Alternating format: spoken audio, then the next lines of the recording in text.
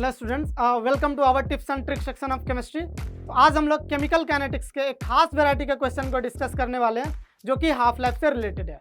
तो क्वेश्चन पे आने से पहले हम लोग केमिकल काइनेटिक्स के कुछ कंसेप्ट्स को रिकॉल कर लेते हैं। तो आइए सबसे पहले हम लोग जीरो ऑर्डर रिएक्शन की बात करते हैं। मान लीजिए कोई जीरो ऑर्डर रिएक्शन आपको गिवन है जिसमें रिएक्टेंट आर आपका प्रोडक्ट पी में कन्वर्ट हो रहा है और इस रिएक्शन का रेट कांस्टेंट के है। तो जो जीरो ऑर्डर रिएक्शन का इंटीग्रल इक्वेशन होता है वो k equal to A naught minus A T divided by T होता है। यहाँ पे ए नॉट क्या है? रिएक्टेंट जो आपका आर है इसका इनिशियल कंसंट्रेशन, और ए टी क्या है? किसी भी टाइम टी पे जो रिएक्टेंट आर है आपका उसका कंसंट्रेशन। अगर हम जीरो ऑर्डर रिएक्शन के हाफ लाइफ के फॉर्मूला की बात करें तो ये होता है A naught divided by two के। यहाँ पे आप देख रहे हैं कि जीरो ऑर्डर रिएक्शन का जो हाफ लाइफ है वो डायरेक्टली प्रोपोर्शनल टू रिएक्टेंट के इनिशियल कंसंट्रेशन है। इसका मतलब अगर आप रिएक्टेंट का इनिशियल कंसंट्रेशन हाफ करते हैं तो जो जीरो ऑर्डर रिएक्शन का हाफ लाइफ है वो भी हाफ हो जाएगा। ये ऑब्जर्वेशन आपको न्यूमेरिकल को सॉल्व करने के लिए ध्यान रखना है। अब हम लोग बात करते हैं फर्स्ट ऑर्डर रिएक्शन की। तो मान लीजिए कोई फर्स्ट ऑर्डर रिएक्शन आपको गिवन है जिसमें रिएक्टेंट आर आपका प्रोडक्ट पी में कन्वर्ट हो रहा है और इस रिएक्शन का रेट कांस्टेंट के आपको गिवन है। तो जो इंटीग्रल इक्वेशन होता है फर्स्ट ऑर्डर रिएक्शन का वो होता है K equal to 1/t into ln of A naught divided by A T. यहाँ भी ए नॉट क्या है? जो रिएक्टेंट आर है फर्स्ट ऑर्डर रिएक्शन का उसका इनिशियल कंसंट्रेशन। ए टी क्या है? किसी भी टाइम टी पे जो रिएक्टेंट आपका आर है उसका कंसंट्रेशन। इसी इक्वेशन को हम लोग इस फॉर्म में भी लिख सकते हैं K T equal to ln of A naught divided by A T. और यहाँ से अगर हम ए टी कैलकुलेट करना चाहें तो ये आ जाएगा A naught into E raise to the power minus K T. आपको इस फॉर्म में भी इक्वेशन को ध्यान रखना है। ए टी क्या है? किसी भी टाइम टी पे रिएक्टेंट आर का कंसंट्रेशन फर्स्ट ऑर्डर रिएक्शन के लिए। अगर हम बात करें हाफ लाइफ की फर्स्ट ऑर्डर रिएक्शन के लिए तो उसका फॉर्मूला होता है 0.693/k। इसका मतलब यहाँ पे आप देख रहे हैं कि फर्स्ट ऑर्डर रिएक्शन के लिए जो हाफ लाइफ होता है वह रिएक्टेंट के इनिशियल कंसंट्रेशन से इंडिपेंडेंट होता है। अगर आप रिएक्टेंट के इनिशियल कंसंट्रेशन को हाफ करेंगे या डबल करेंगे तो भी फर्स्ट ऑर्डर रिएक्शन का जो हाफ लाइफ होगा वो चेंज नहीं होगा, वो कांस्टेंट रहेगा। इसी कॉन्सेप्ट पे बेस्ड हमारे पास कुछ क्वेश्चंस हैं। आइए इस क्वेश्चन को सॉल्व करते हैं। जो सबसे पहला क्वेश्चन है हमारे पास वो है जीरो ऑर्डर रिएक्शन से रिलेटेड। तो क्वेश्चन का स्टेटमेंट है कि for a zero order reaction half life is 20 minute, what fraction of reactant will remain after 35 minute. आपने इस तरह के क्वेश्चंस को देखा होगा, सॉल्व भी किया होगा। तो आइए पहले आपके सॉल्व करने के मेथड को हम लोग डिस्कस करते हैं, फिर ट्रिक की हेल्प से इसी क्वेश्चंस को हम लोग सॉल्व करेंगे। तो बेसिकली ये जीरो ऑर्डर रिएक्शन गिवन है और इसका हाफ लाइफ आपको पता है कि 20 मिनट है। आपसे पूछा जा रहा है AT divided by A naught की वैल्यू आफ्टर 35 मिनट। तो जो जीरो ऑर्डर रिएक्शन के हाफ लाइफ का फॉर्मूला होता है वो ए नॉट डिवाइडेड बाई 2k होता है। यहाँ पे आपको हाफ लाइफ गिवन है तो हम यहाँ से k की वैल्यू कैलकुलेट कर लेंगे जो कि हो जाएगा A naught divided by 2 times of half life. Half life की वैल्यू 20 मिनट गिवन है, वो वैल्यू हम पुट कर देंगे तो जो k की वैल्यू आएगा वो ए नॉट डिवाइडेड बाई 40 आ जाएगा। यहाँ से हम इसको अगर और सिंपलीफाई वे में लिखना चाहें तो k divided by A naught is equal to हो जाएगा a/40 1/40। अब हम इंटीग्रल इक्वेशन पे चलते हैं जीरो ऑर्डर का जो होता है A naught minus A T equal to K T.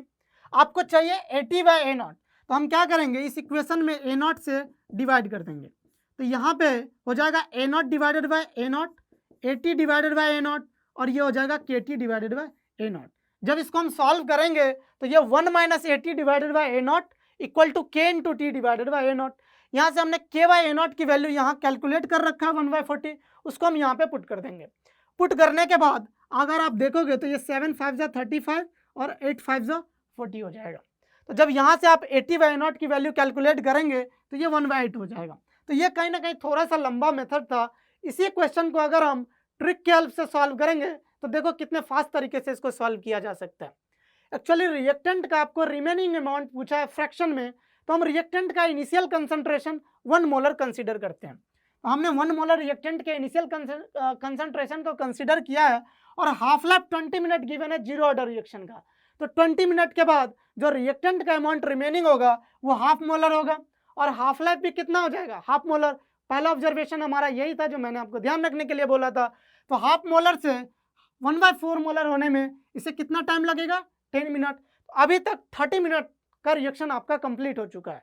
अब अगर आप देखोगे तो हाफ लाइफ नेक्स्ट 5 मिनट का हो जाएगा और जो रिएक्टेंट का अमाउंट रिमेनिंग होगा वो 1/8 मोलर होगा। तो टोटल टाइम को अगर आप कैलकुलेट करोगे तो 35 मिनट होगा और रिएक्टेंट का अमाउंट जो रिमेनिंग बचा रहेगा कंटेनर में वो 1/8 मोलर होगा। तो देखिए इसी क्वेश्चन को हमने एक लाइन में सॉल्व कर दिया। अब हम लोग चलते हैं दूसरे क्वेश्चन की तरफ।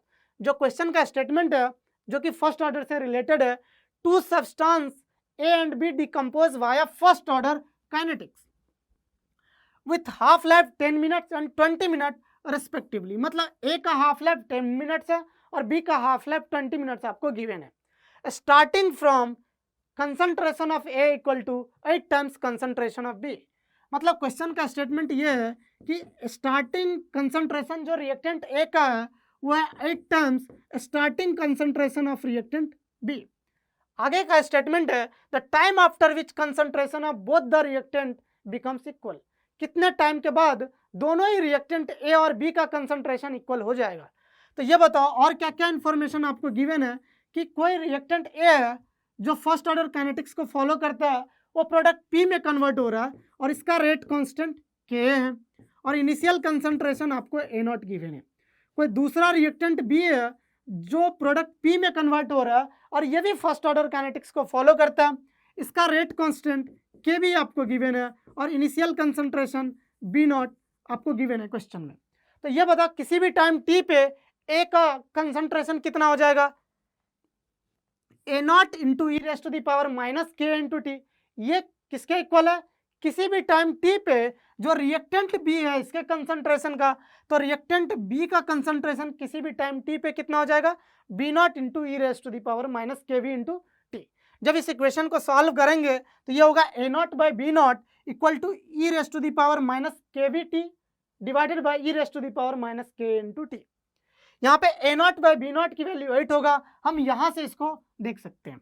तो यहाँ पे 8 equal to E raise to the power के minus K we into T हो जाएगा। अब हम क्या करते हैं, दोनों साइड ln ले लेते हैं, तो ये हो जाएगा ln 8 इक्वल टू के minus K we into T. अब अगर आप देखोगे तो फर्स्ट ऑर्डर रिएक्शन में जो रेट कांस्टेंट की वैल्यू होती है वो ln2 divided by half life होता है। तो अगर हम ए का रेट कांस्टेंट कैलकुलेट करें तो ये ln2 डिवाइडेड बाय ए का हाफ लाइफ जो कि 10 मिनट गिवन है, बी का अगर हम रेट कांस्टेंट कैलकुलेट करें तो ln2 डिवाइडेड बाय बी का हाफ लाइफ जो कि 20 मिनट गिवन है। तो यहाँ पे हमने के और के वी की वैल्यू को पुट कर दिया। अब इस इक्वेशन को हम लोग सॉल्व करते हैं, तो ln 8 को हम लोग 3 ln 2 भी लिख सकते हैं और इसको हमने वैसे ही रहने दिया। यहाँ देखो ln 2 क्या हो जाएगा, कैंसिल हो जाएगा। जब इसको आप सॉल्व करोगे तो t की वैल्यू 60 मिनट आ जाएगा। कहीं ना कहीं ये लंबा मेथड था। इसी क्वेश्चन को अगर हम ट्रिक से सॉल्व करना चाहें तो देखिए कितने आसानी से इसको सॉल्व किया जा सकता है। बी नॉट के कंसंट्रेशन को हमने एक्स मोलर माना है, तो ए नॉट का कंसंट्रेशन कितना हो जाएगा, 8x हो जाएगा। क्यों, क्योंकि इनिशियल कंसंट्रेशन जो रिएक्टेंट ऑफ ए है वो 8 times initial concentration of B question में आपको गिवन है। तो अगर हम बी के लिए बात करें तो स्टार्टिंग कंसंट्रेशन एक्स मोलर है और हाफ लाइफ आपको 20 मिनट गिवन है। इसका मतलब 20 मिनट के बाद इसका कंसंट्रेशन कितना रिमेनिंग होगा, x/2 मोलर। अब हम क्या करते हैं, ए का 20 मिनट के बाद कंसंट्रेशन देख लेते हैं कितना बचा रहेगा। तो ए के लिए अगर हम बात करें तो स्टार्टिंग कंसंट्रेशन कितना है इसका, 8x। तो और हाफ लाइफ 10 मिनट गिवन है, तो 10 मिनट के बाद कितना अमाउंट रिमेनिंग होगा, 4x। नेक्स्ट 10 मिनट के बाद 2x। तो 20 मिनट के बाद इसका जो कंसंट्रेशन रिमेनिंग है कंटेनर में रिएक्टेंट ए का वो 2x है और रिएक्टेंट बी का x/2। मतलब 20 मिनट के बाद अभी भी इक्वल नहीं आ रहा है। फिर हम देखेंगे नेक्स्ट 20 मिनट के बाद तो रिएक्टेंट बी का कंसंट्रेशन जो कंटेनर में रिमेनिंग होगा वो x/4 होगा। अब नेक्स्ट 20 मिनट में हम किसका देख लेते हैं, ए का। तो नेक्स्ट 10 मिनट में x होगा और उसके नेक्स्ट 10 मिनट में x/2 होगा, क्योंकि 10 मिनट इसका हाफ लाइफ है।